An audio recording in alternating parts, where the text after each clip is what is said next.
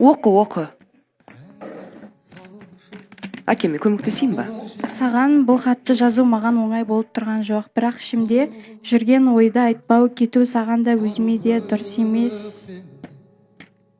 Әкеш, мен оқиын. Саған бұл хатты жазу маған оңай болып тұрған жоқ, бірақ ішімде жүрген ойды айтпай кету саған да өзіме де дұрыс емес сияқты.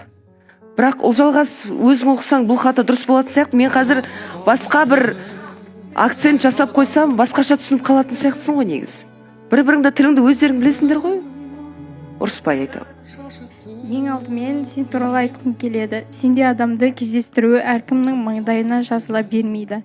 Сені тағанағаныма, сөйлескенімізге, бірге өткізген сәттерге мен шын мәнінде ризамын. Бірақ өзіңді білетіндей соңғы уақытта мен үшін кейбір жағдайлар қиындап кетті. Кейбір себептерге байланысты мен келе алмаймын дейді.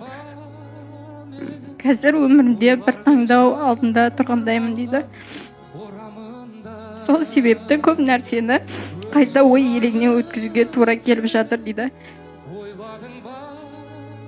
Редакцияны, жүргізушілерді, жалпы барлық ұжымды шын көңілмен сыйлаймын. Сол ортада жүргеніме қуаныштымын, ал сені ерекше сыйлаймын. Сенің адамдық қасиетіңе әрдайым құрметпен қараймын. Бірақ қанша құрмет пен жақсы ниет болса да, Алланың жоспары басқа екен. Бұл соңғы нүкте деп те айтқым келмейді. Өмір ұзақ, жолдар әртүрлі. Бәлкім болашақта бір жерде тағы кездесерміз дейді. Жолығармыз, ол кезде бәрі басқаша болуы да мүмкін. Кейде мәселе адамдарда емес, тек адам дұрыс емес уақытта кездесіп қалады екен. Біз негізі бұл хатты алдын ала оққан жоқпыз, біз де білмейміз. Қалай қабылдап жатырсың, Ұлжалғас? Неге мен